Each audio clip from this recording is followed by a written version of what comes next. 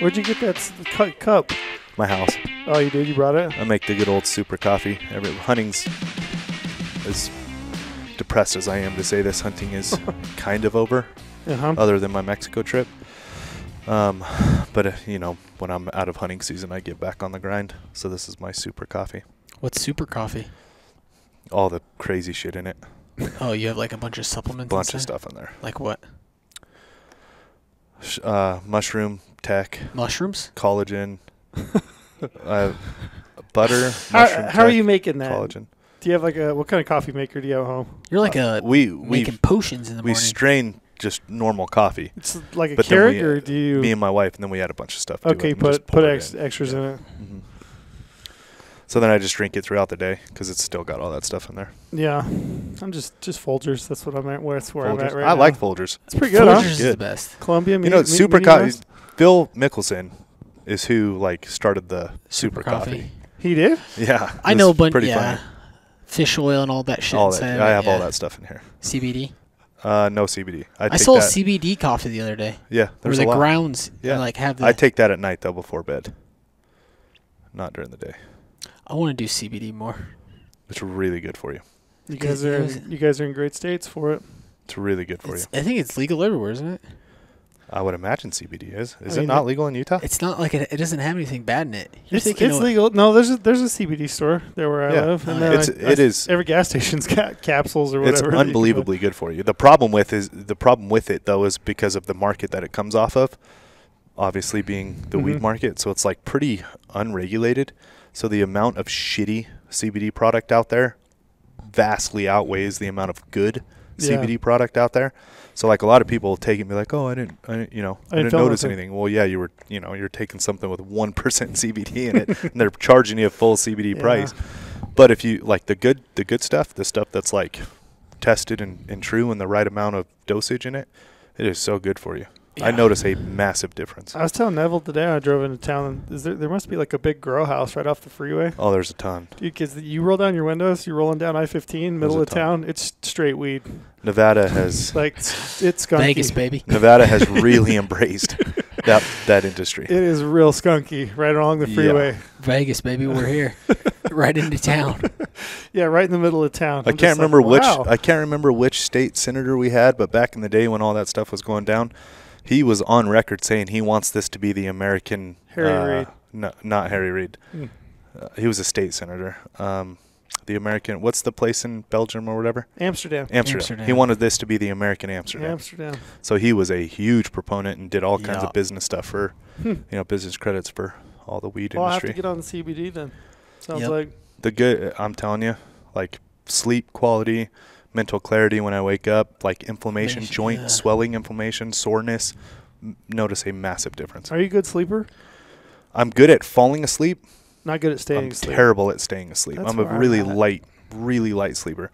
So I take a CBD supplement with thiamine, and it's called Beam is the brand. Beam Dream is the product. I like that Beam name. Dream. Beam Dream. And it's all natural. Dreams? No, it's entirely natural. Nothing's like, it's not, my son is, we have to watch him closer than the average son. So we've had to take him to the hospital before in the middle of the night and all this. I can wake. It's like not a sleeping pill. Right, puts you out weird. Like hard. Yeah, right. I mean I can wake right up, but it does help me stay asleep. Like definitely helps me stay asleep. We should take my look for some CBD sponsors for this podcast so we can all. That's what we need to start doing is filling up our table with. I agree. That during the day though, your body doesn't absorb it quite the same. In my experience, everyone's different. That's the whole, human performance world. Everybody, it's different for everybody. You know what I mean? Like, during the day though, I don't notice hardly anything, but at night, it works for me. The boys are all back together, huh? Yeah, it's been a while. Been a few weeks, hasn't it? The last time it was us three were making fun of Brady, so maybe we should keep that one going. I will tell you though, I don't want to throw this out too soon. Have you guys heard about Brady? We've heard a little bit. Oh, yeah. Tell us what you know. Oh, my gosh. I'm so jealous. It's cutting a wide swath. Oh, I'm so jealous. He straight slayed. Quickly, too. Shot everything you can shoot over there. And just the pictures. Oh, have you seen any? Oh, man. Have you really? Yeah. He hasn't sent me. He sent me one picture of 14,000 feet, snow everywhere, obviously. Yeah. I mean, I've always wanted to go over there. Like, that's where the adventure side of me, like, I am so drawn to that. Yeah.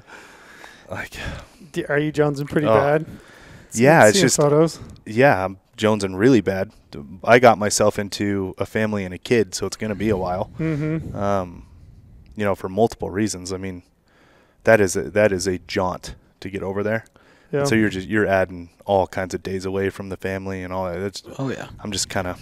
Yeah, I was trying really hard to do it pre-family and pre all that stuff, and I was really close to doing it actually with a guy named Jason Price. Remember The Experience? His YouTube channel? I made good friends with Jason back in the day, and actually just saw him again the other day. He took a position with GSCO, Grand Slam Ovis Club. Yep. And they're doing good things with that, by the way. He's taken the tagline, the greatest nonprofit you've never heard of. Right. And it's the oldest nonprofit, second to Boone and Crockett. Like, they've been around for ages, but they kind of, you know, I told him just blatantly, I'm like, yeah, they kind of went by the wayside with some of this other stuff going on, but they're the second longest standing nonprofit anyways. So I was supposed to go with him back in the day, back pre-family, pre all kinds of stuff. And it was right when the business GOHUNT, like, it was started and it was going. And I obviously, you know, in the beginning, there's free time, not for the right reasons, because, you know, it takes time to build and grow a business. And right when I was kind of going to go do that with him is right when we started taking off. And I couldn't get away for that long. I mean, it's 15, 20 days. Yeah. Yeah, I was going to say, what is he, 3 days travel one way? Seems like. Yeah, oh yeah. At least. He messaged me once, and he's like, yeah, I was up. I haven't went to sleep. It's been like 18 hours. Something like that. Where's he at? Tajikistan. Can you spell that? No way. No. Now the real question is, which tastes better, mule deer or Marco Polo? Or Marco? Or Ibex or wolf? We've eaten some wolf. Have we? Yeah, we tasted. Are you just dropping what he killed already? I'm not. I didn't see this. He just dropped it. That's pretty much what he's killed, unless he also tacked on some. All I know is that drive. I know the drive is just crazy. The drive is 18 hours, right? Yeah. Isn't that the part of it where you didn't sleep? I think you drive more than you fly. Oh. And that's on going up a mountain. And that's on. I think you go like 3 miles an hour for you're going up some like shitty mountain. What are you driving in? One of those old Jeeps? One of those Land Rovers. Those old Land Rovers. I mean, I've watched a million of these. Yeah. Like Jason Price's Marco Hunt is on his Experience channel. I mean, I've watched a ton of them. I've always wanted to do it. And then when Brady said he was doing it, him and I were passing videos back and forth. But man, like. Yeah, that's a wild one. That'll be a good podcast when he gets back. I know. That I can't might be about a 5-hour. I can't podcast. We might have to break it apart episode by episode. Brady loves to recap every single point. He gets nitty gritty with the details. It's all in the details. That's like his Instagram posts too. They're the same. They read the same. They're all, you know, very long and detailed. He gets into the comments and he dives deep. Couldn't agree more. Yeah, he likes. He goes real deep. I think he should just do for his next caption as Marco Polo. Which tastes better, mule deer or Marco Polo? Marco Polo. I would imagine that the amount of people who could compare those two are pretty minimal. Very low. Very, very low. Yeah. But man, I'm jealous of Brady right now. You have to get one on the books and then go. Once I get out of this. Maybe when Turtle gets a little older. Yeah, when this time of my life. I'd love to take him with me if my wife would ever let me. But she's not going to let you do that. She stays on the safer side of things. Yeah. You know, like I'm unbelievably excited about Mexico coming up for me. It's one of the places I'm headed back this year. So when is that? January. I'm going to go second week of January. And I haven't been down in 2 years. And I've been down there a bunch in the past. We'll be down there, your neck of the woods. It is something.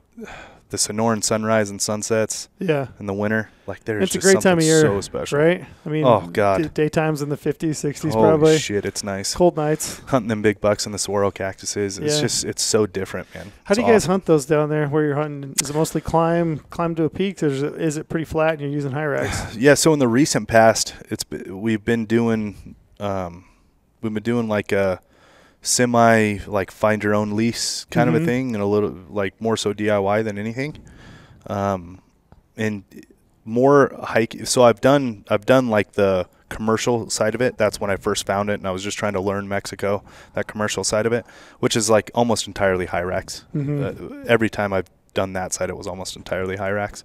And this, as of the recent past, this more like lease DIY style, a lot more like hiking Western style hunting, a lot more of that. I mean, high racking is effective. It's super effective. Right. It is super effective if you're in the right country. Those mule deer pull down to the bottoms and like they don't leave. Yeah. So no high points, none of that stuff we're used to, and the high rack is kind of the way you hunt them. Kind of way you hunt them, but the coos deer is all like mountain style hunting. Yeah. So is there enough topography there that you can? Like you can get up in glass and where we're going this year, I'm real excited about. Lots of elevation. Like lots of elevation changes and a lot of valley floors, but much smaller valley floors, so more like pinch point style. So I'm pretty excited. Is it like Arizona, like certain areas have more coos deer than mule deer? Yes. Yeah. For sure. You shoot either or? I can shoot either. Yeah, I'm going down for either. Right. I'm going to focus on mule deer. Coos deer being second. I mean, I love coos deer, but I haven't had a mule deer tag this year. It's one of the crazy. Yeah, that is weird.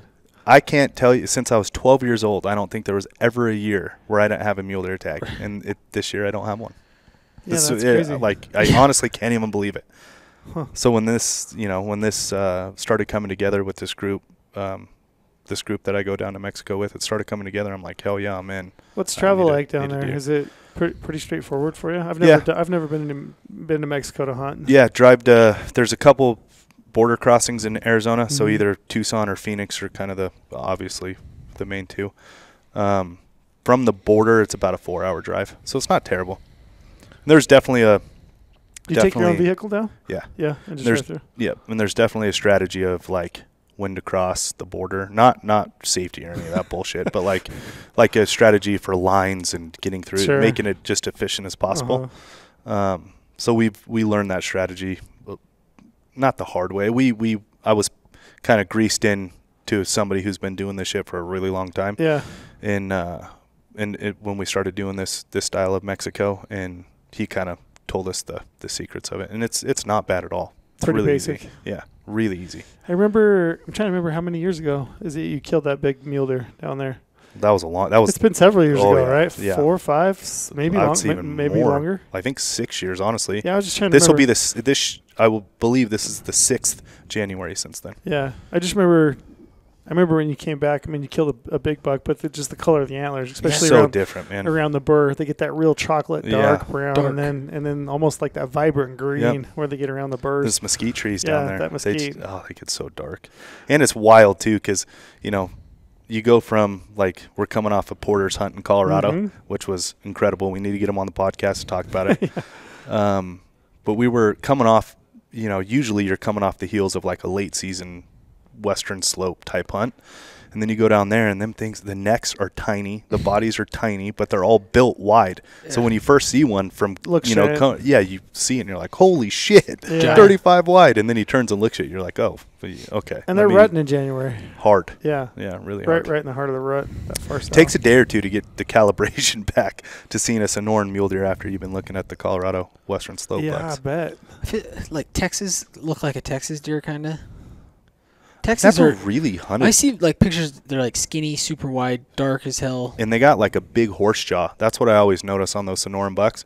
Is their bottom jaw is so much more pronounced than a western slope buck. They just got them big bottom jaw. I don't know if it's because they're so much skinnier. It just looks more pronounced. Yeah. But like even looking at that Sonoran buck on my wall compared to the western slope bucks, like it's just they got like almost a horse jaw underneath them. It's pretty cool. That is cool. Are you holding out for muley? Yeah. Yeah. I mean, how big does a coos buck have to be before you're like me? I love coos. I've hunted coos 4 times, 3 times with a bow, 1 with a rifle, and I have 1 coos to my name. So that tells you how hard it is to hunt coos down there. You're gonna shoot a coos if you see it. I definitely First one, bam. I definitely like the 110 plus mark. It has to be 110. Yeah, like I've been holding out for 100 plus, and I got one. Can you get a coos and a deer tag, or is it just one tag? You can shoot coos and mule deer. Okay. You can shoot both. It's pretty good. I mean, Mexico is. To buy a tag, do you just like go down there and like go into a store and be like, "Hey, I want to go mule deer hunting"? No, so these ranches, because it's all private Yeah, well, I shouldn't say private. It's like, I mean, I guess it's private, but they're all these like family ranches, and then you essentially lease it, and then they have a deal with their. It's not like a proper fishing game as we know it, but like they get a certain amount of licenses. It's a lot like Texas in this aspect, where like Texas has that MLD license, the managed licensed deer, managed deer license, MDL. And they can sell it. And they can sell them. They can shoot them. They can do whatever they want with those tags, but it's just for that like area, right? So how we manage a unit here in the States is like how they would manage their that property, range. right? Yeah. So like they get a handful of tags, and then they can divvy up those between the species and between hunters, or one hunter, or however you want. Yeah, it seems to be increasingly more popular. People looking at going south in the winter. It should be. Mm-hmm. I can't tell you how enjoyable it is down there. You've never people, first of all, the people. I mean, because you're hunting these ranches, right? Like family ranches. I mean, a lot of the times the mom's making homemade tortillas while you're out hunting, and you come back and the son's taking you on the ranch. Like the people are unbelievable. They're amazing. It's I mean, that Mexican cowboy culture it's awesome. It's really cool. Never run any like problems, like safety problems. Knock on wood, I have not. I've heard of some. Right. Yeah. I'd be lying if it's not a thought in your mind. I mean, there's definitely a strategy of like only drive during the day, only because you got U.S. plates on, right? So like only in the day. Don't leave the ranch when you get there, like. But I mean, is that really any different than? No. I mean, I've grown up in Vegas my whole life. There's definitely rules of like, places you go. Don't drive there. Right. Don't go that way. And one of the living in Philadelphia with my son, when he was in the hospital there, when he was first born, he was in the NICU there. I lived in Philadelphia for 5.5 months. Like, where the hospital in UPenn and all that stuff is right there, where CHOP is, Children's Hospital Philadelphia, it is like not very far from the street you don't cross. Right. Like it's like a very known thing. You don't go north of this street, and it's like right on the border.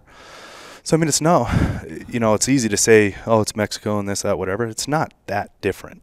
You know what I mean? Yeah. Like, granted, different language, stuff like that is a little intimidating, but it's, I've heard very few. I took 4 years of Spanish. So you're good.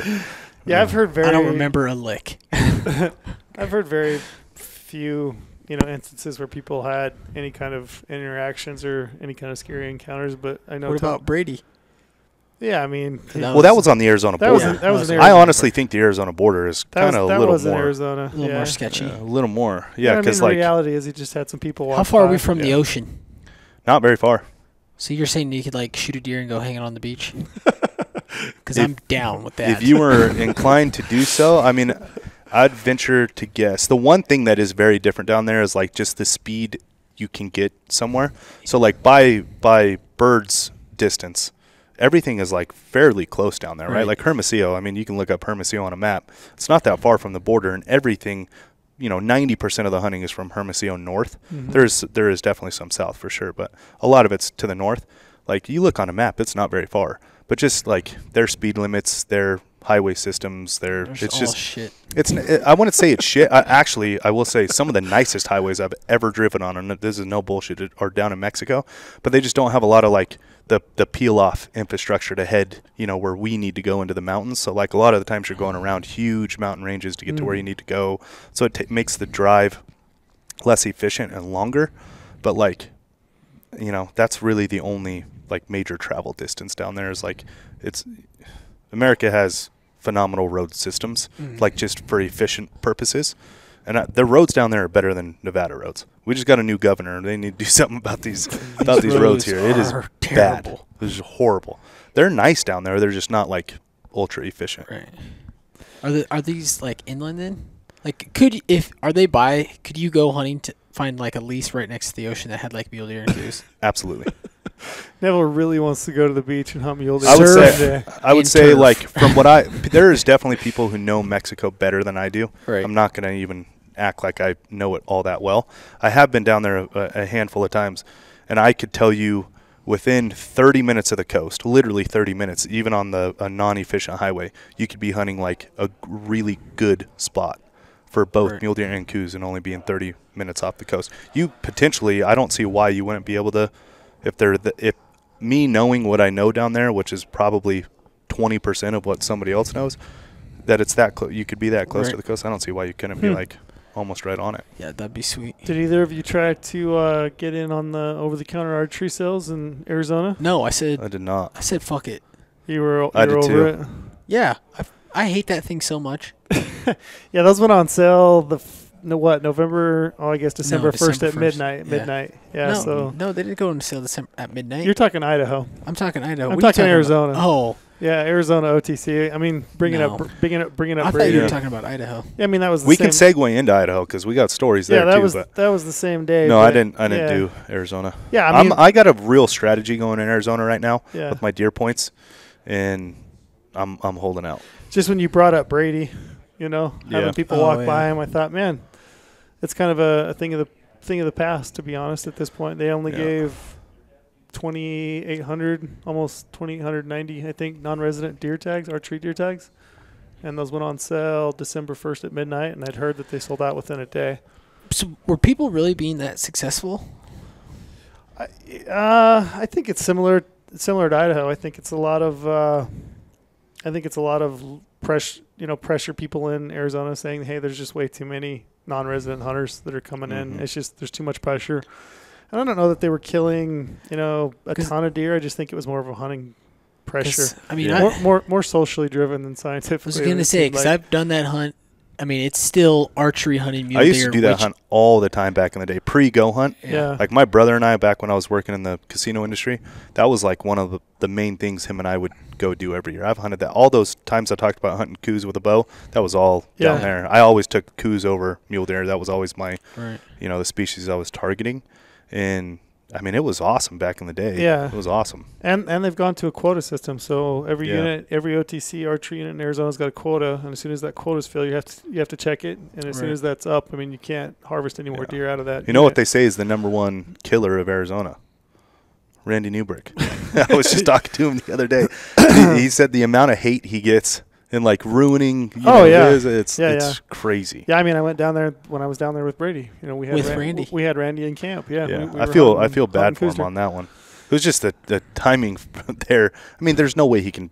He's a great big guy, all that stuff. But I mean, I would imagine Mother Nature and other causes are a much bigger effect. And that's what I was going to say. The Randy Newbrick effect. When you ask about deer populations and were they actually harvesting that many deer to see an impact, I don't know if they were or they weren't. But I think my gut says it's probably more socially driven than anything, just hunting pressure in the numbers. But Mother Nature, I mean, when you talk about any population, if you're talking elk, deer, bighorn sheep, whatever it is, Mother Nature's always in charge.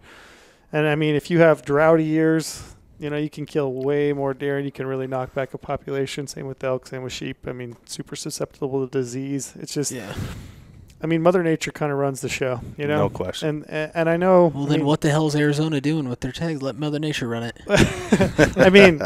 I mean, they have had some droughty years. We all have. Bad. Nevada has had some Horrible. bad. Utah, southern Utah, where I'm from, and we've had some droughty years. It does seem like maybe the last year and a half, we're seeing a little bit better moisture, but grand scheme of things, we're still kind of droughted out. And when you look at drought with human expansion too, like that is just the recipe for disaster as far as hunting's concerned. But yeah, that was kind of a bummer. I mean, no longer can you run down and just buy a tag and go hunt. And I mean, you got to kind of plan ahead. And it sounds like, I mean, the people that I talked to that did it, they still got tags. Did they? But they, is it in the areas they wanted?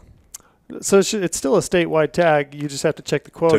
You can hunt any of those units that are open. You just have to check the quota. And I mean, people that got up at midnight or stayed up till midnight, I should say got up, because I've already gone to bed. Yeah, I've already been asleep for about 4 hours. I've been asleep since 8, and then would have had to get up. But yeah, I mean, people that stayed up, they got permits, but it sounds like within about a day they did sell out. So.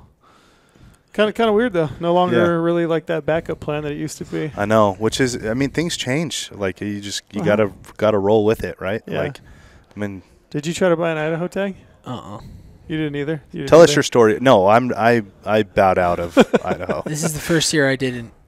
Yeah. I said, fuck it. Yeah. So those went on sale December 1st at 10 a.m. I got in. I tried to get in, I should say, about 9:30. I started to pull up my account. And I just kept getting an error count, just error, and it would just time out. Yeah. And I tried that until maybe 10, 15, I think, and it finally logged me in. And at that point, it pulled up the screen, like put me in the line in the queue. And at that point, I think I was like number 22,500 and some. That's not bad. Ouch. That's not bad. Ouch. Yeah, that's not good. So it's the same process they've had the last. It's the same since they've started. It's the same process this will be the third year, but the issue this year was that it didn't seem that people were even able to log into their account to feel like that they were actually put into the virtual line. So well, I read, what was it, 67,000 were trying to log in. 67,000 at 10 a.m. 67,000. Yeah. I also is that has like, I wonder what the data was the year before and the year before that. I don't know. It's a great question. Well, we'll get that. That's a great question. I wonder if it because then it's going to show like there's a lot more hunters trying to get tags. And there needs to be. Yeah. Yeah. I tried to call their help desk just for kicks, just to see what that was like. I didn't anticipate that I would get through, but I thought, I just want to see what that experience is like. So I tried to call their help desk at like 9:50, and there were 3,800 people in queue on the phone trying to get through to talk to somebody. So I know that there were a bunch of people that didn't even get to log into their account. And so, I mean, for me, it's hard to say. I've seen some feedback online. I think Emily sent me a screenshot of a fan of ours, I guess, that that was like, oh, that guy's just bitching and moaning because he didn't get his tag. Everybody had the same chance. And I like to think that's the case. I'm not convinced, to be honest. I think that there were people that actually didn't get logged into their account until after 10 a.m. I mean, I was talking to people on the phone that were able to log in, and they were already in a line, like placed in a queue. They'd already been assigned a number, at 10, where I didn't even actually get into my account until 10:15, 10:16. So I would like to say that everybody had an equal chance. I don't necessarily believe that's the case, and I'm not bitching and moaning. I don't care. I don't either, because sounds like you're bitching. Does it? No.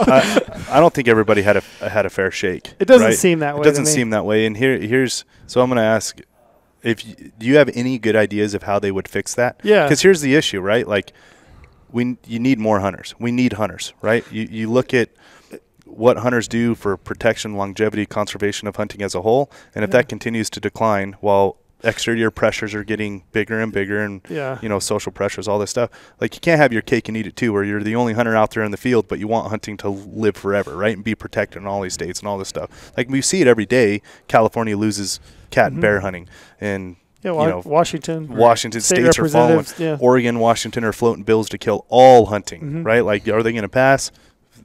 Probably not. But just the fact that they're being floated, the idea of that is being floated around, is a real problem. Yeah. And it's like how hunters as a whole protect it is by applying, getting tags, supporting the state's fish and wildlife projects and tag services, all this stuff, right? Yeah. So you need more hunters. We are proud of the fact that we are helping more hunters get in the field. The issue, though, is now a lot of the technology and a lot of the ways the states go about these tags is getting dated, right? They haven't changed with the times, or if they do change, like Idaho, this is a fairly recent change, right? What, 3 or 4 years they've been doing this? 3 years. This will be the third year. Okay, so what did they change? So they used to be you could buy them essentially over the counter. They've gone to now having a limited quota of permits available to non-residents, and they've allocated those via online only, and they've had a set date. Yeah, I mean, your first question, there's a lot here, but it's a lot. Your first question is there a way to handle it? And I think there is. I mean, they allocate their controlled tags through a draw, right? So they do that later in the season. I mean, essentially, no point system in Idaho. No point system. It's completely random. At this point, general season tags the way that their system is working, first come, first serve. They place you in a queue, right? And randomly place everybody in a queue. And when your number comes up, you have the opportunity to purchase a license if it exists still, right? So, I mean, at that point, it's essentially a limited entry draw, if you will. It's really no different than their control hunt drawing. So in my opinion, why don't you adopt a system similar to, in New Mexico or even in Nevada, where you give somebody 6 choices. You get to pick your top 6 general season choices, and they run you through a draw. It's completely random. They consider each one of your choices before they move to the next applicant. And then anything remaining above and beyond what's been allocated through the draw, just do that on a first come, first serve. That way you don't run into 67,000 people. Trying to get into the exact same time. Because essentially you're going to weed out all those people that have already bought those permits and drawn them. So that, my opinion, that's a simple and easy way to fix it. It makes everybody on an equal playing field. You still have to buy a hunting license anyway, had you purchased an over-the-counter tag. So you might as well, right. It makes sense to me to just at this point move it to a draw. Yeah. And that's what I hope they do. Going back to your other point, I mean, I did some Instagram stories, said, hey, basically this is kind of my experience. First thing I said, same as you, I'm not mad. I'm really not mad at all at the demand. I'm pumped about it, to be honest. And I was really interested because I had several people send me DMs being like, man, you guys are, you're a problem. You're essentially the problem, quote unquote influencers. You guys are increasing demand without increasing supply. And I had a lot of people kind of messaging me, kind of going in on me about that. And I replied to everybody, which a lot of people were like, oh, I didn't know you would reply, So, yeah. but I fucking hate you, Trail. Oh, and then you reply back. I didn't think you'd reply. Shit. You're a nice guy. There's a person here. I get that all the time. But yeah, I replied back to every one of them. And there were a couple guys I had like really long back and forth discussions. And I mean, my stance is not going to change. I think if you're looking at increased numbers of hunters, people that are getting into hunting, people that are applying for the first time, or even people that are applying in multiple states, right? If you're looking at that as a problem, you're very much, in my opinion, you're very much looking at it from a me mentality. Yeah. This is impacting me. It's impacting my ability to get a permit, which I understand. I want to get a permit myself. I want to go hunting. But talking to many people, I think at this point, I think hunting is bigger than me. I think it's bigger than you and you. I think the longevity, the opportunity, if I want that to exist in perpetuity, I think we need more hunters. I think we need more people that have the experience of going out and going hunting.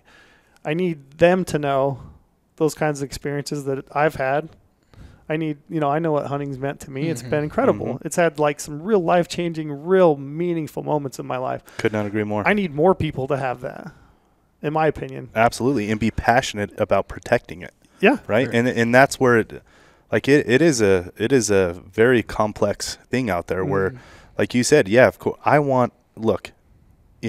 no bullshit. I want every single tag, and I want to kill every big deer, sheep, goat, elk, whatever it is. I mean, right? That's just human nature. But the reality is, where reality sets in, is okay, that's not an option. Never will be an option. That's not good for anyone but me. So how is that ever going to benefit in the long run, right? It's when you look at it from the we mentality of hunters as a whole, hunting your neighboring states, crossing state borders, supporting supporting these other states that have these opportunities. And hunting as a whole, you're needing to be more strategic. You're needing to travel more. You're needing to, be on the ball more than you were in the past. There's no more of this, there still is some fallback things where you can pick up here and there, but for the most part, that stuff is changing. Arizona, Idaho, good example, really good examples. They're becoming less available. Yeah, and it's the way things are going, right?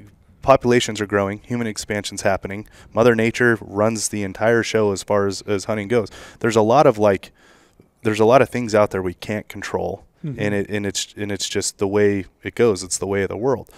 When you look at it from okay, now how do we best support that? How we best support it is by proving and providing the opportunities of hunting to more people so they can passionately protect it with us, right? That is the recipe for the end goal that we all want, right? Which is our kids hunting the way we are. Yeah. Right. One of the things that one of the gentlemen said to me is that it didn't strike a nerve. You hear it, right? But one of these things he said is that, people are increasing demand without increasing supply, right? And so I went back. I vehemently disagree with that, by the way. So I went back and one of the first examples that jumped to my forefront of mind. So my former life, I worked for the Division of Wildlife in Utah, right? I was a habitat biologist. They have a program there called the Watershed Restoration Initiative. Okay, it's federal agencies, private, state. They pool their funds and they do these landscape scale habitat restoration treatments, right? So how do you create more deer? You rehabilitate habitat, or that was lost, or you create more habitat, or create right? more. Yeah. Yeah. So I pulled some statistics. So to date, Watershed Restoration Initiative, 114 million in state funds, 197 million in federal funds through things like Pittman Robertson, 25 million from conservation groups. So that money, it only gets raised through hunting. Because people are putting money in to hunting.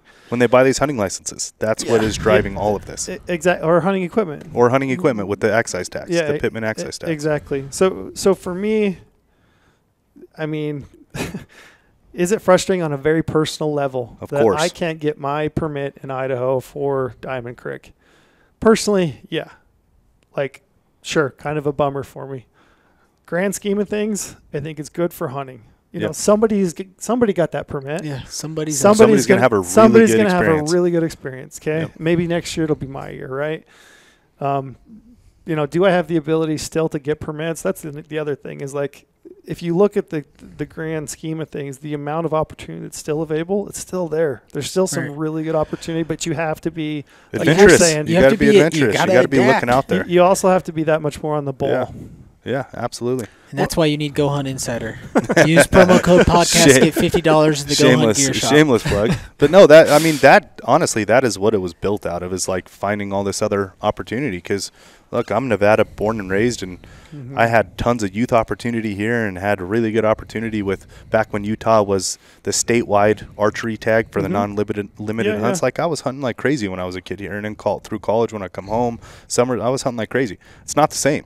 Right. So like when I came back home, graduated from college, working in the casino industry, I wanted to know the opportunities. So like that's what it was born and bred out of, is like, being on the ball, being adventurous, staying ahead of what's changing. I mean, if you're not changing, you're dying, right? The age old saying, you're not evolving, you're dying. It's like, I mean, you can look at just the most simplest forms of things that, like football, the game of hockey.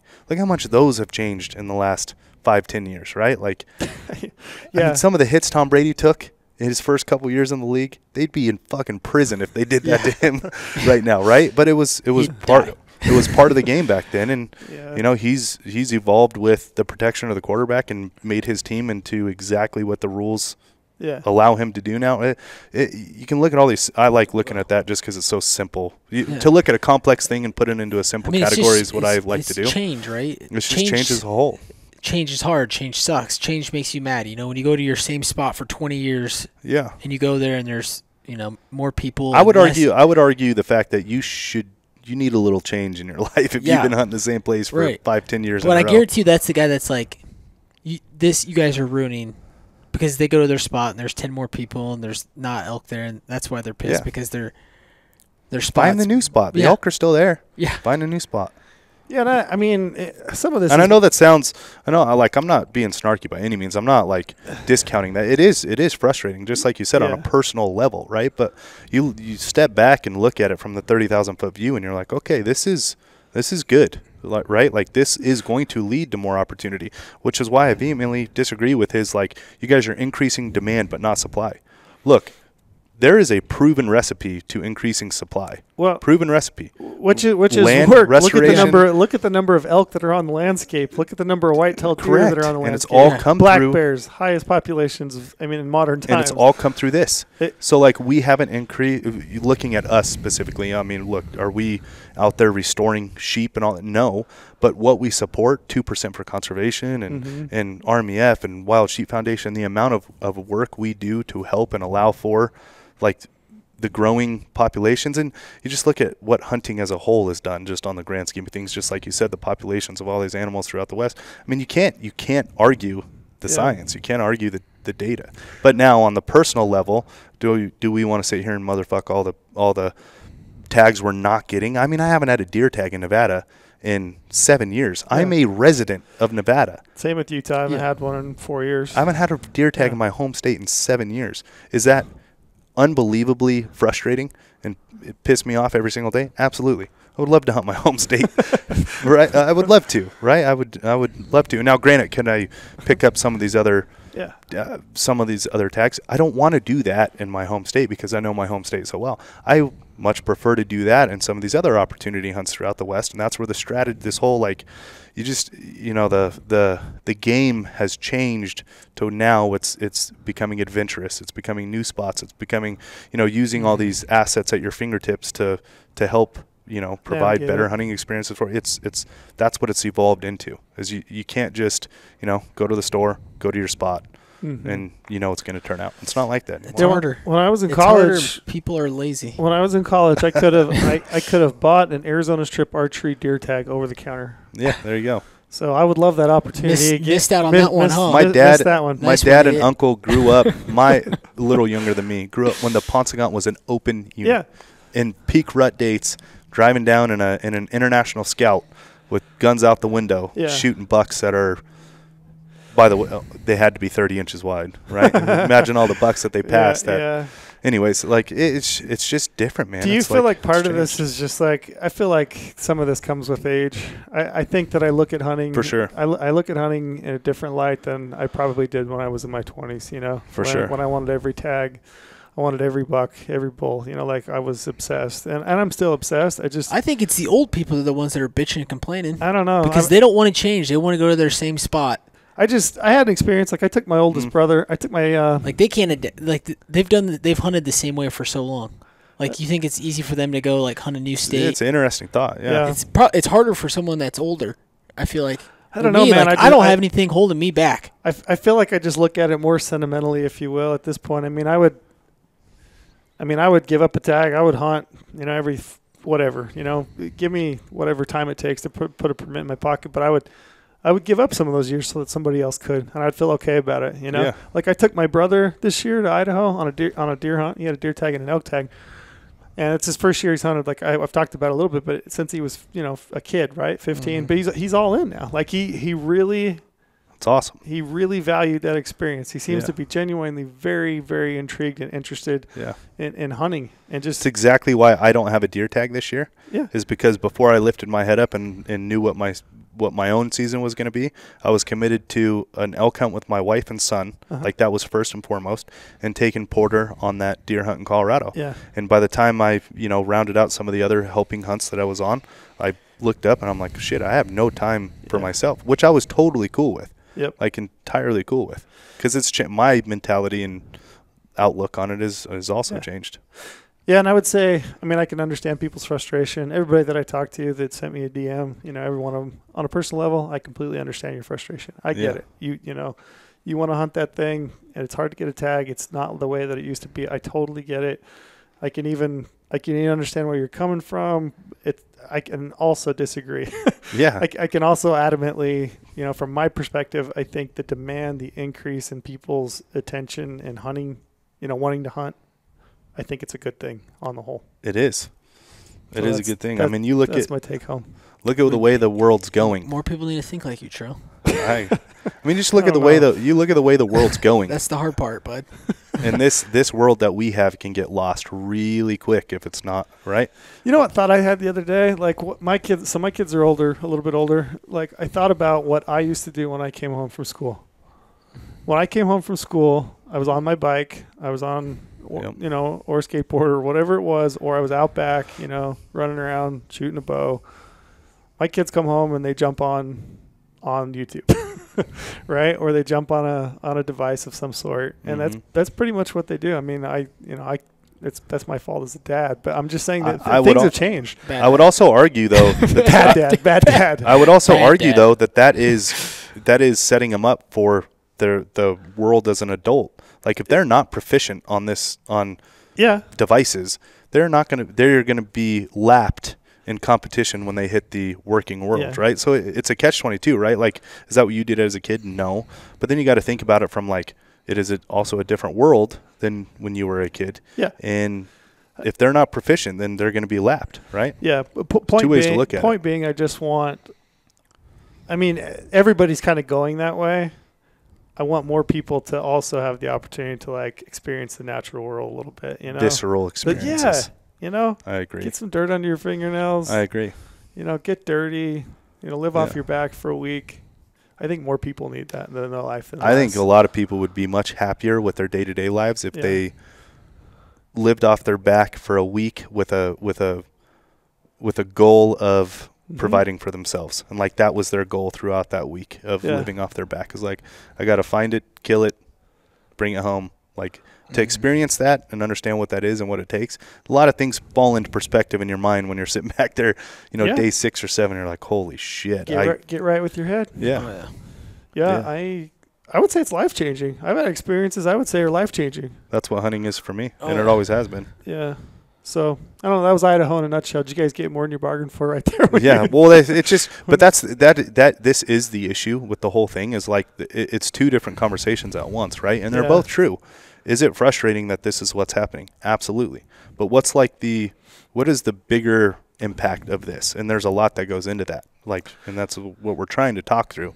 It's just the interesting thing right now as a whole, even and speaking from me entirely too, because like I was born too late for a lot of what these states do, right? For like some of these hunts that I would love to do, these hunts I've always looked at, I'll never go on them. I was born too late. It's not that I didn't have the right strategy. It's not that I didn't, stay ahead of the curve. It's not any of those things that you weren't fall 50 on me. years old. Exactly.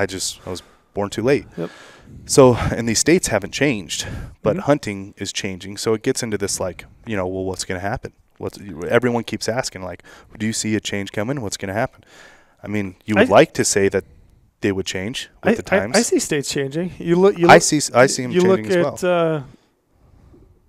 Sorry, I didn't mean to cut you off. No, go for it. I was just going to say, you look at Utah's elk plan that they just released. I mean, that's a 10-year plan that they just released. And if you look at how they structure their hunts, Utah is looking at ways to allocate more permits and retain a harvest success and trophy experience of a relatively similar quality, right? Mm-hmm.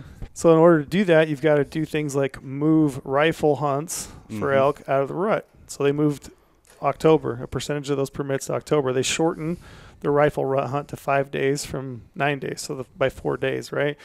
They've put in a December archery elk hunt in most units in the state. Harvest success for that, it's probably going to be pretty damn low, right? Pretty low. But you're also going to have people.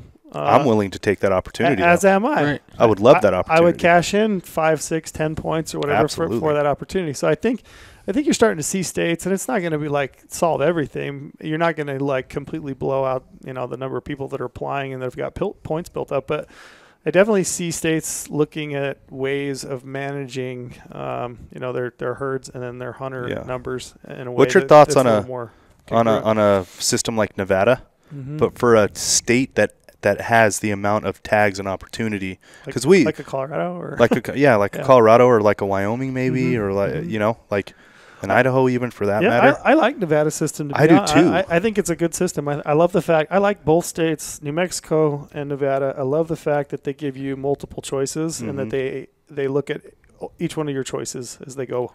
So I mean, it really gives you the ability to swing for the fences with your first 2 choices or whatever it is, and then apply for something with a little bit better odds as your 3rd or 4th or 5th choice, right? In Nevada. Yeah. And then, Nevada uses a bonus point system where they do reward you for continuing to apply. Loyalty. Loyalty. It's just that many more chances in the draw, right? So I do like that, but I think those are great. And I think I've always thought because where Nevada gets pissed on constantly for their system is you can never draw a tag. It's just because we don't have the resource. Exactly. Like you look at Nevada as a whole. Nevada, it's got some amazing country, but there's not very much of it. Like living usable habitat for these living animals. So you look at it though. You look at the system as a whole, and there's really nothing to not like about it. Right? Because you always have a choice. You can always get lucky, but you also know you're being rewarded for the loyalty that you're giving the state and buying all these hunting licenses year to year, right? It's like, man, if you took that type of a system into states with enough resource where, enough people are happy every single year, like Nevada just doesn't have the tag quota to facilitate people being ultra happy about how often they're drawing tags. Like I just said, I'm on my 7th year as a resident. But man, you put that into some of these other states, could be really good. Yeah, and then you're looking at maybe like every other year, every couple of years that you're. Yeah. Like I'd be totally happy knowing like maybe every year, every 2 or 3 years, I'm going to draw a tag in the state. If in I that keep, state, yeah, if I and keep then you applying can build it, the right. rest of the states around it and building out your opportunities of, okay, these are going to be my, this is my once in a lifetime chase. This is my, this is my every 5 to 6 year, 7 year really good hunt chase, and this is my opportunity situation. Right? It's what we've been talking about for years of, what the Western application strategy, what it really is. I mean, it's nice to have those states where like you could genuinely rely on it, which Idaho now is different and Arizona now is different. And it's interesting. I mean, even though you have to sit in line for whatever forever, like your chances of getting a tag in Idaho are pretty good if you want to pick one up. Right. I don't know. I mean, not good. Like last year, I was like, I mean, it depends. I was 30,000 and I got a deer tag last year. Yeah. Okay. You know what I mean? Like, fair enough. Yeah. That is. Yeah. You might not be in the area you want, but you putting a tag in your pocket is doable. Is a fairly. You have a pretty high chance of getting a tag. It might not be one you're looking for. It might not be one you like, and it's probably going to be a spot you have no clue about. I like that though. That's fun to me. But like you're probably going to get a tag. Yeah. Yeah, and I mean you're gonna have to look at multiple states. It's just the way it's headed. Here's a question. Here's like some criticism I got was that essentially to hunt you have to be wealthy at this point. Yeah. Like it's a rich man sport. What's your take on that? What do you think? I mean, I'm not that rich, and I apply in just about every single state. Just gotta have a good credit card. I mean, it's definitely more expensive if you now to find opportunity, and the best way to do that is in playing in multiple states. Yeah, I mean it's definitely going to cost you more. I don't think you could be. This can be a passive lifestyle, and I never really saw it as that. I think it used to be. It used to be a lot more passive, and I just I don't think there's a lot of room for being passively into hunting. I think you have to be passionately into it. And look, I mean, does money help get you hunting? There is no doubt about that, and that's a shitty reality. It really is, right? Like that's just a shitty reality. But name another one that's not like that. You know what I mean? It's just it's one of the realities of the world is bigger pockets is better opportunities, more opportunities. But the thing is though is like if you are passionately into hunting and that's what you're into and that's what comes first, and you don't have, if you are that, you don't have a time for a lot of other shit in your life anyways. So like is it so expensive to the point where you can't do it? No, I do not believe that it's to that point. Just need to save your money somewhere else. Quit spending on this shit so you can buy this shit. Yeah, that's the day-to-day life in general. Yeah, I think a lot of it comes down to priorities, which puts your money in. It's all priorities. Right? I do think, I had a gentleman say that he expressed some frustration that his kids, couldn't get a deer tag in his home state. I would always support youth opportunities in people's home state, and I don't think you guys would feel any different there, right? No. Like I would gladly give up a deer tag every whatever third year or fifth year, whatever it takes, for a kid a chance to go hunting. So I would totally support that. And then the other thing is that just priorities, right? What do you spend your money on? Yeah. It depends on how important it is to you. I mean, we all make decisions, right, in career paths, and then also in what we spend our spare change on. So I mean, and I agree with you. I don't think it's a lot, but it's still not like an exorbitant amount of money. No, it's not so much where people are genuinely locked out of it, right? Like it is at a doable price, because I mean the one thing that does piss me off that the states, like I swear they get longer and longer each year, is how long they hold on to my money for. Yeah, like that's an interesting concept. Fuck, Wyoming holds on to your money for 4 months. I give them like $1,000. Yeah. Like that's when it starts getting tricky, when you're like out $5,000 for 5 months. In New Mexico, when you apply for all of them, like I know some people who. Yeah, you're $10,000 easy. Yeah, and they're holding on to that for how long? I know some people who do this. I can't apply for everything in New Mexico. That was a classic example. Would I love to apply for bighorn sheep and Barbary and ibex, all the species, elk? I would love to in New Mexico. I don't have the credit card cap for it, all of it, right? So I kind of pick and choose. That's over $10,000, all of them? Oh, yeah. Oh, yeah. Yeah. So, I mean, I pick and choose, right? Yeah. And a lot of that you're going to get back if you don't draw. I mean, everybody has decisions to make, right? Yeah. It's just, man, It's an interesting. That's why I want to do a YouTube video and get like a financial advisor and like go through like talk about how to like all the credit cards to like interest buy. rates. Yeah, go through. Boy, right now they're high, huh? They're really high. Everything's high right now. Yeah, everything's high. And that's it. Like, you know, to the comments of hunting's a wealthy man's game. Like, yeah, I'm paying $5+ in fuel right now. Like, what isn't? I told this guy. Isn't, yeah, I mean, like, I said risen this, in cost. Yeah, I said the same thing. I mean, I also paid at one time in my life. This will date me. I paid less than $1 for a gallon of gas in Texas when I was a kid. You know, gas isn't $1 anymore. No, God no. You know, it's $3 or $4. So everything is high. Owning a car is a wealthy man's game. And you always hear about you know, my parents and grandparents are all like, would you know, if you're buying a new car ain't fucking cheap right now either. And they're like, oh, that's what I bought my first house for, is a 3-bedroom with a backyard. You're like, Jesus. Yeah, it's a little different, you know what I mean? Like, everything has grown. It's just there's a lot of shit you can throw at hunting and say like, oh, this is a problem, that's a problem, all this stuff. I mean, really, it's the reality of what it is and what it has to be because of the way it works. I mean, that's where it's at. It's where it's at. It's genuinely where it's at. And you know, the other thing, I worked for the state, right? So I worked for the state of Utah. I know what those guys make. And I went for a run the other day, and I ran into a friend of mine that was How far did you go? Just 5. Oh, just 5. But it was kind of a light one. I'm not very quick, but anyway, I ran into a guy that worked there for the division. I know what he makes. You know, I know what I made when I worked there. Yeah. Like, man, if we need more, I mean, I would love to see those guys make, honest to Pete, a livable salary to raise a family, to raise kids. It's not there. And it's really not, man. It's really not. So more hunters. You know, if that's what it takes to bump up some guy's salary. Yeah, right. Yeah. Yeah, I mean, agree. Better law enforcement, better habitat treatments. Yeah, I mean, I'm here for it. So where do they think the money goes? Who? Like people that are pissed. Who's they? People that are mad about like, oh, now it's getting more expensive, or I don't now know. there's more hunters. Like they obviously have a thought in their head that whatever they're paying for or doing, the more hunters is a negative impact. I've always wanted to get a bunch of these guys in here on the podcast, because I genuinely do want to I want to have a workable conversation, because I genuinely want to understand like all of that backstory, right?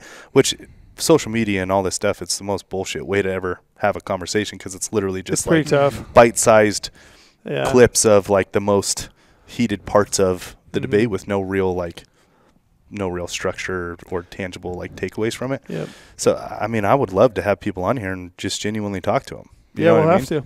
It's got to be the experience, because that's why you love hunting, right? You have like such a good experience, and then when someone comes in there and like ruins your experience, like you're pissed.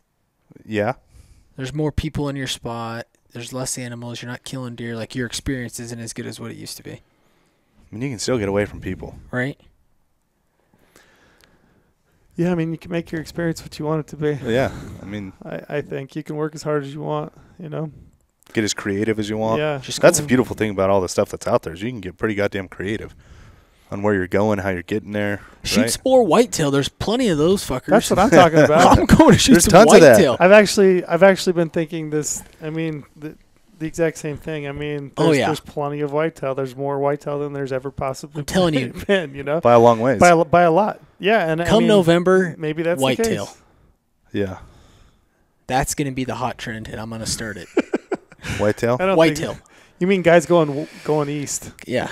So going back east. West guys going east. West going east. Instead of east, he's coming west. Why not? Yeah, they're handing out tags over there like candy. Oh, yeah. Yeah. I was talking to a guy the other day in Wisconsin that had killed a 184-inch whitetail. Oh.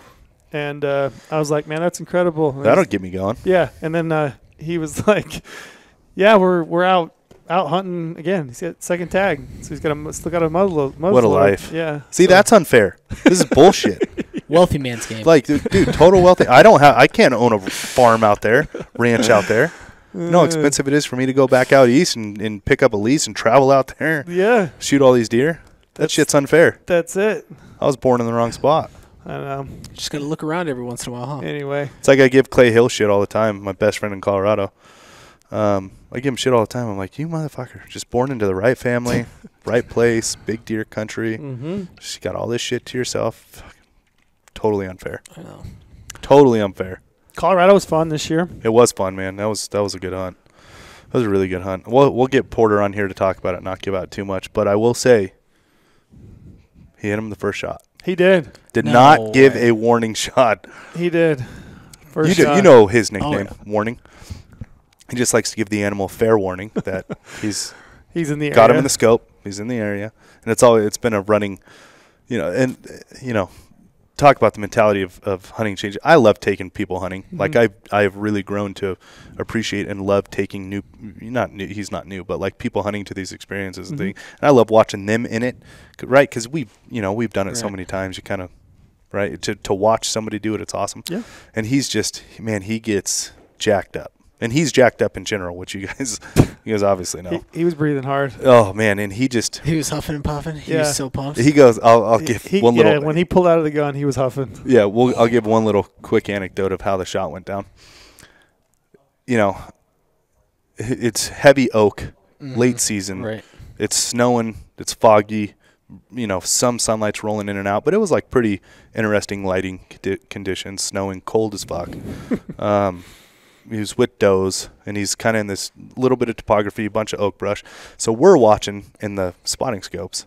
And what was really cool is like, you go on these late season hunts and people cover country and everyone goes looks different spot. We were all together for this. It happened to where all of us met up, got the buck, kind of circled up, found him, and we were all there for it. So we got 4 or 5 people looking through spotting scopes like, oh, there he is. Yep, that's him. Okay, he's going left. He's going right. Porter's down on the gun, and his little bit of loss of elevation and that roll in topography in the oak brush, he couldn't ever pick him up. So we're sitting there like, oh, he's about to come out in the open. I can't see him. He's about to come out in the open. I can't see him. This is me on the scope. He's broadside. He's broadside. Yeah. Still broadside. Still broadside. Looking there. Yep. Still broadside. Still broadside. So, it's one of those situations. The whole I can't see him on my scope. Yeah. He's not going anywhere. We have him. We're in a good spot.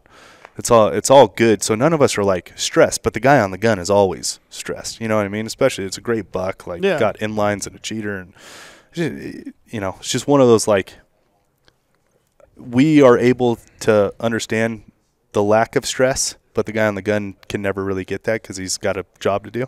So he's just stressed the fuck out. We're just sitting there going, yep, he's right there. Yep, he's going to come out left. Oh, he bedded down. Okay, there's his does. Can you see the does? And he is stressing out. And it was a constant, like, trying to get comfortable again. Can't see him. Anyways, the time comes, and I'm not kidding. How close of did we hear? Because we're all, 5 yards off the back of them looking through our spotters. We're all saying, there he is out in the open. Porter, can't see him. Okay, I'm shooting. So when he said can't see him, all of us, like, it got to the point where all of us were going to, like, get up and, like, try to reposition, whatever. So we're up. He's got his buddy Scott Butler with him. Badass of a guy. Yeah. Fighter jet pilot. I can't remember his exact thing. He's F-16. Flown tons of missions. Yeah. Done a lot of stuff. Cool guy. Cool guy. Really got some insane stories. Flies planes at way too fast at speeds. Anyways, he gets up to go help him, and as he's going there, boom, gun goes off. We're like, holy shit. None of us were even looking really in the scope because we were all, it got to the point where we're like, fuck, man, let's just go help him reposition. So he went from can't see him, shooting, in literally a half a second. I don't know how. Well, can't find him had been going on for a while. Like 10 minutes, 15 minutes. How long, honestly? Probably 15. 15? Yeah, I would say 15. Of us watching the buck. And then he found him, and it was like, okay, shooting. But he said can't find him to shooting. Like, how do you go from can't find him to crosshairs locked? Anyways, no warning shot, man. He hit him. Yeah. Drilled him. Yeah, drilled him. Yeah, he hit him. So, man, it was a fun hunt. Conditions, fantastic. Oh, yeah. We were talking earlier on that podcast about like strategy of going into a late season hunt. Strategy worked great. Got there a day and a half early. Mm-hmm. Found a pile of does. Found the private we were watching rut activity, seeing if any of those bucks were jumping onto public. The exact strategy that's what we did. We were in deer, heavy amounts of deer every single day. Yeah, I looked at 26 bucks I think on opening day. Heavy amounts of deer every day.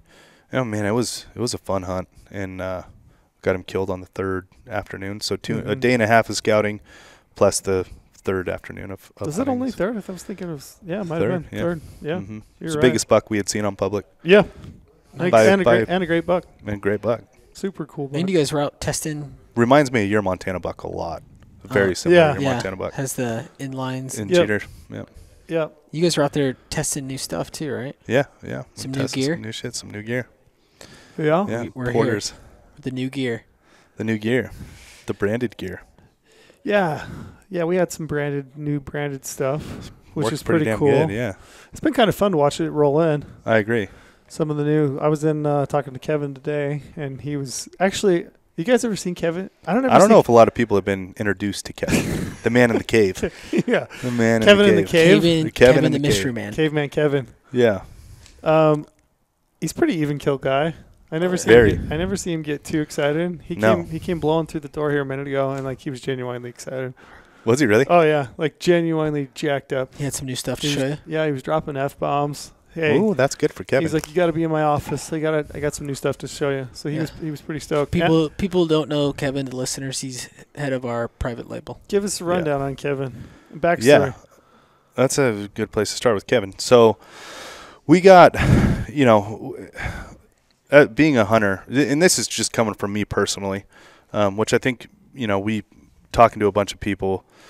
That a lot of people seem to be on the same page as us, right? Like, having a good, not just entirely technical like a camouflage brand, but like a good apparel brand that you could go to for approach gear, lifestyle gear, travel gear, right? Because like my personal belief or my personal feeling is like I love all that good travel style, camp style materials and fits and cuts that aren't just straight technical like your hunting gear, right?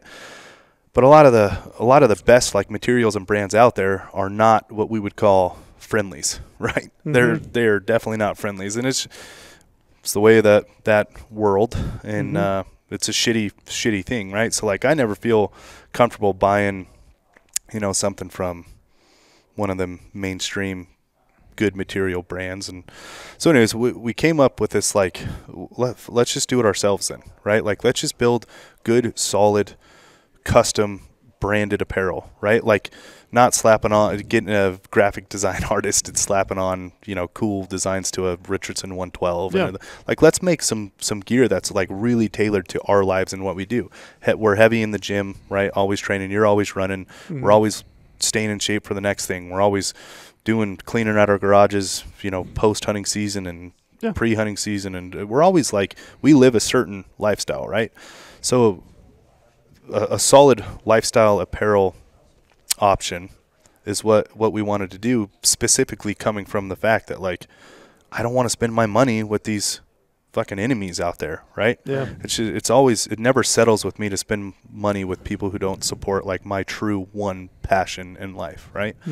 And there's a lot of good camo brand options, but it's just so technical, and they all make t-shirts and all that shit, but like we want to bring the Viore materials into this. Like, as much as I hate saying this goddamn name of the brand, Lululemon, God, it just sounds so bad every time I say it. I hate myself when I say the brand. Have you ever bought any Lululemon? The materials are incredible. I never own some. I know he does. I have a pair of Lululemon pants. They're nice. A lot of people do, right? But like those materials and cuts, like that's the travel gear, right? If you were traveling to Tajikistan, what would you wear right now? What would you wear right now?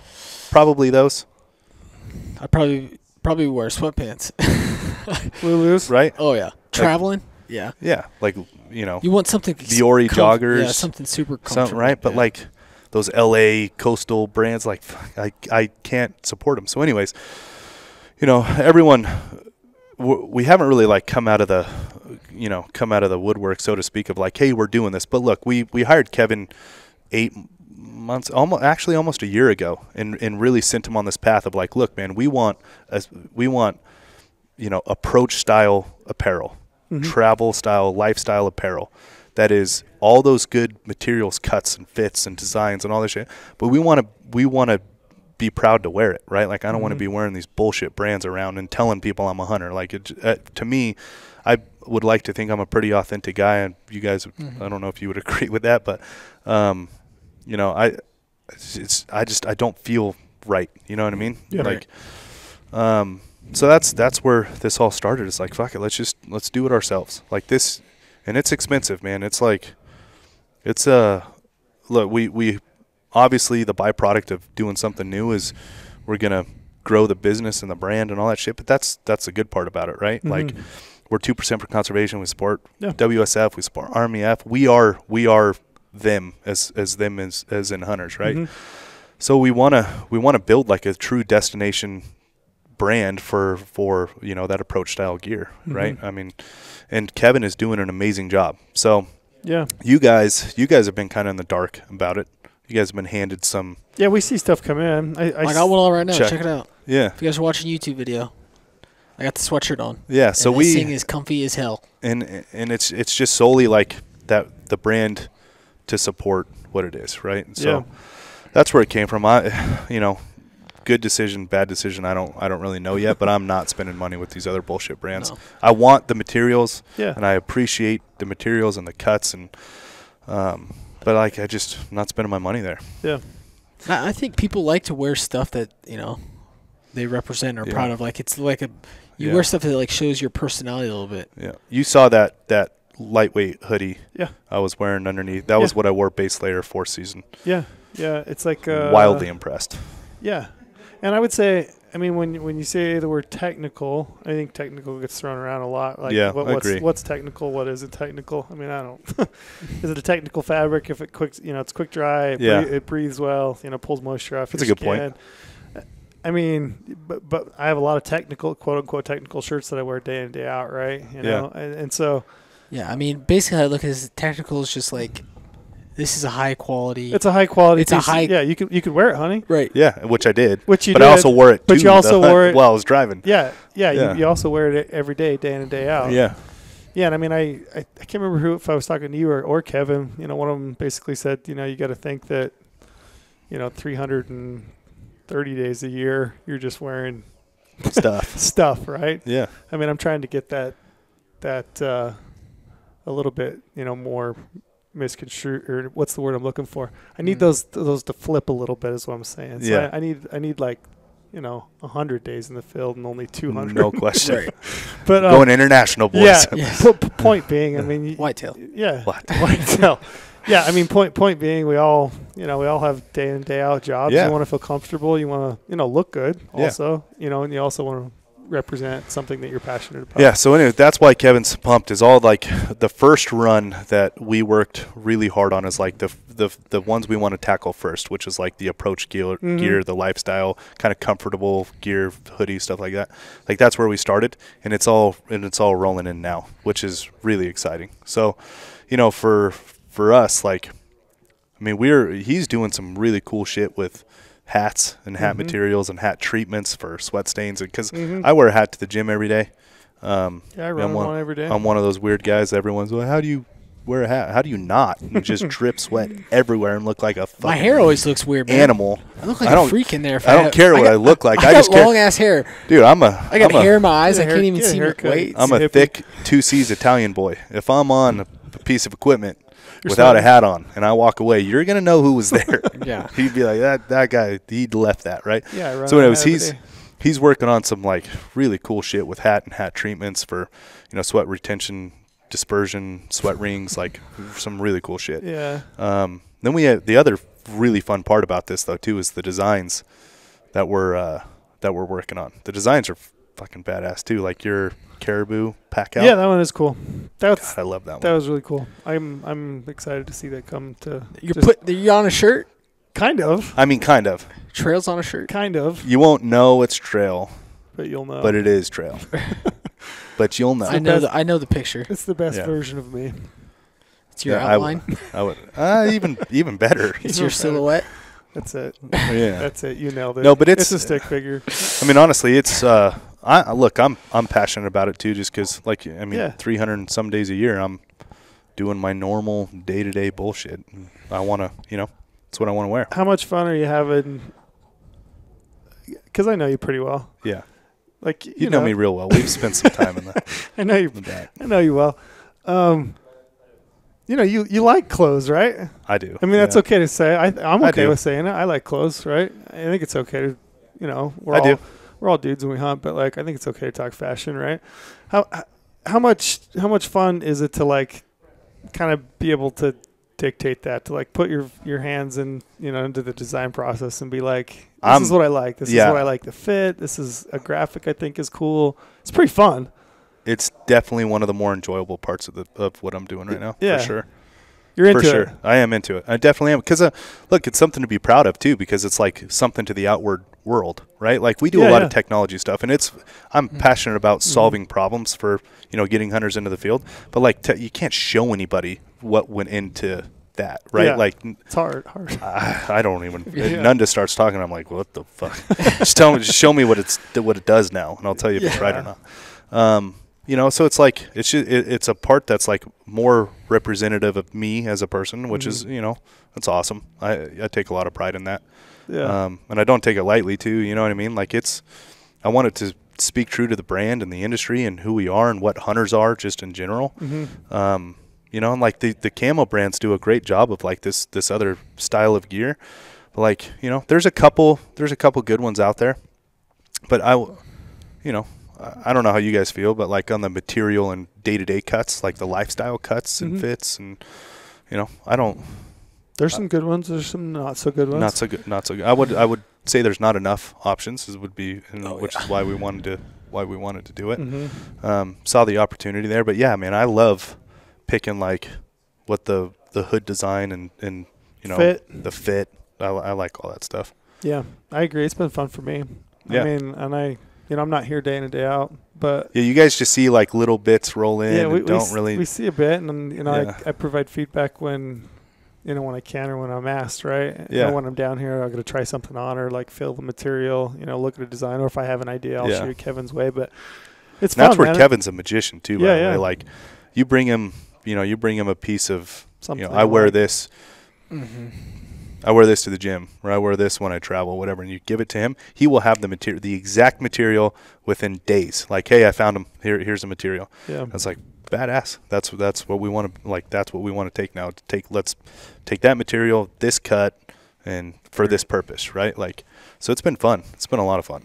It's fun. And it's finally starting to like truly roll out. I don't think really anybody has known what we were working on there, you know what I mean? Like we've done the the traditional T-shirt, yeah. I mean, like we've done like your cool design on a graphic tee, on a what are those tees everyone uses, the next 60-40 next levels, yeah. You know, the Richardson 112s.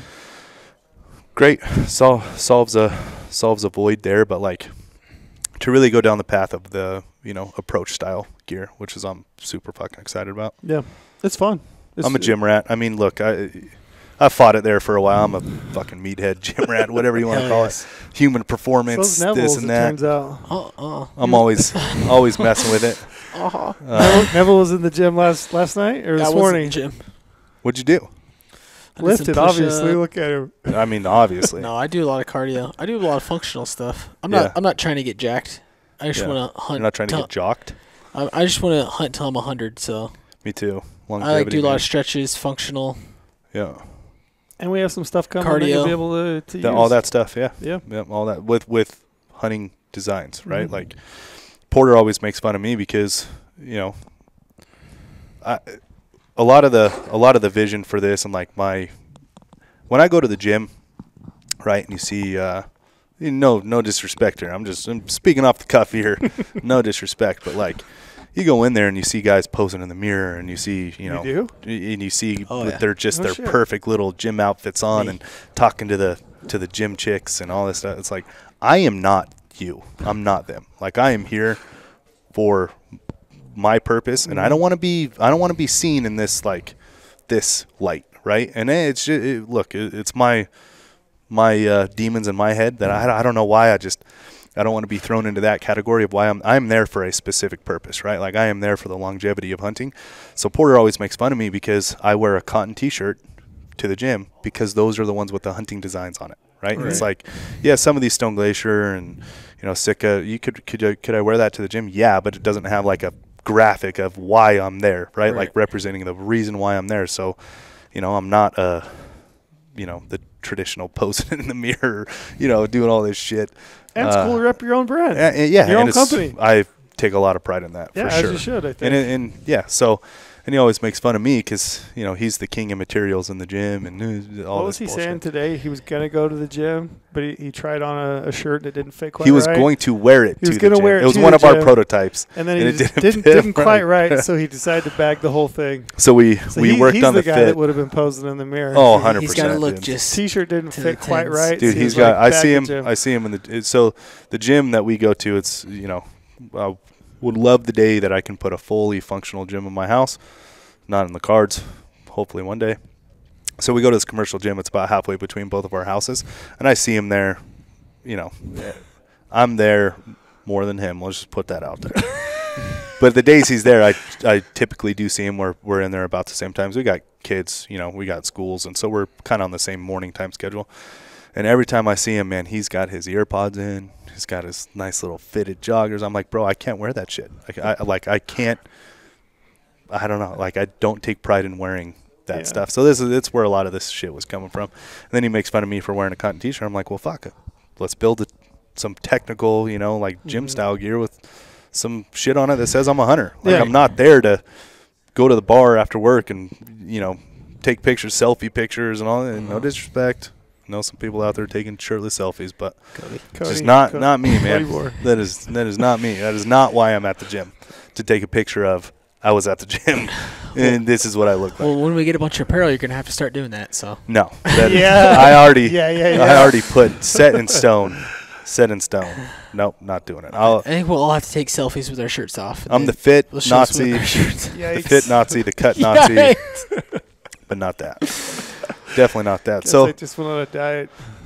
Yeah. So, anyways, that's what we've been working on for going on a year now, and it's just now hitting. Yeah, it's just starting to hit. Yeah, we're rolling in our first little bits. Yeah. The hat that I'm talking about, like the one we've been working on with the treatment on it, that one's landing, I think he said, in February-ish. Yep.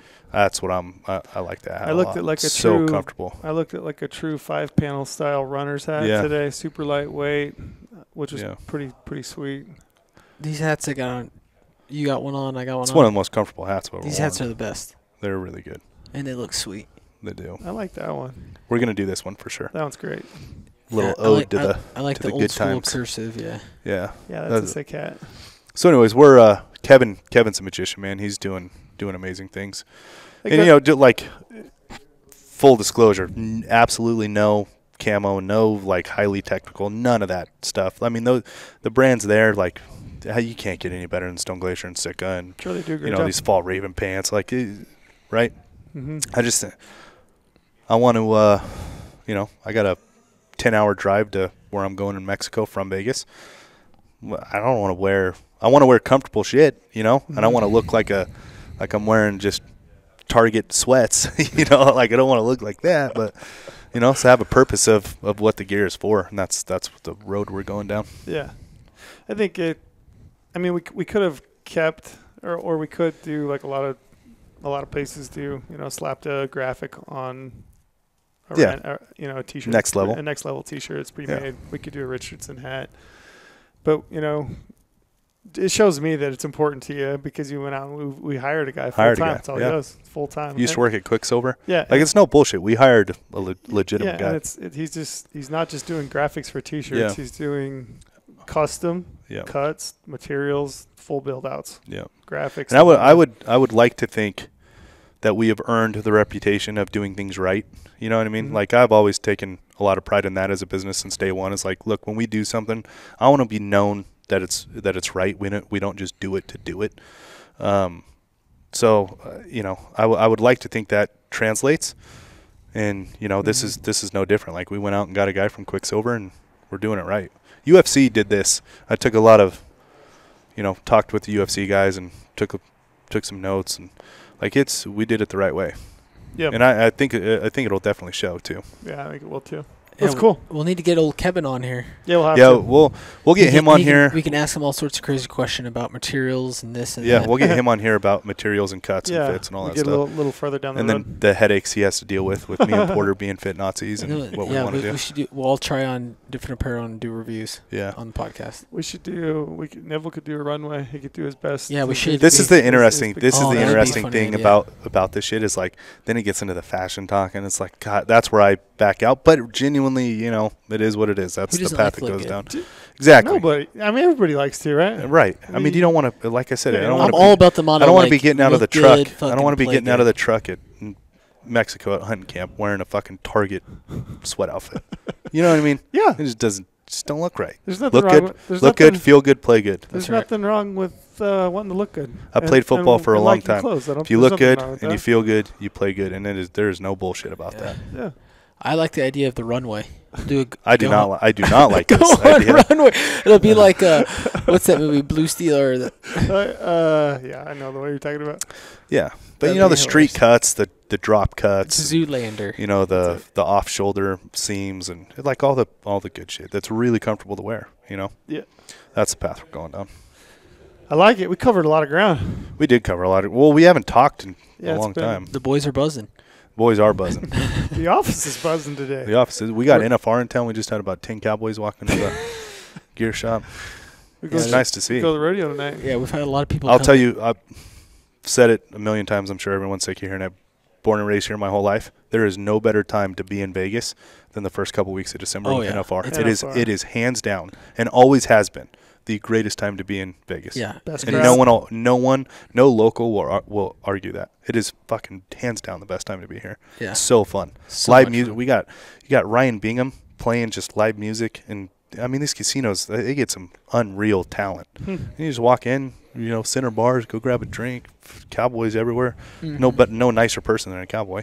Yeah, you know it's awesome here. I love it. And then you can swing by the showroom if you're down here for. And then swing by the showroom. Yeah. Yes, sir. It's pretty cool. All right, Trail, hit him with the promo. Promo code podcast. Use the promo code podcast. That's PODCAST. You get $50 if you sign up for a GoHunt Insider account. 50 points. So 50 points is $50 that you can use towards the purchase of any gear that you want in the GoHunt gear shop, including the new stuff. New stuff is just landing tomorrow. This sweatshirt. The new hoodies. The long haul. Long haul. Which are great, man. No lie. Those are sick. Super the long comfortable. Haul hoodie.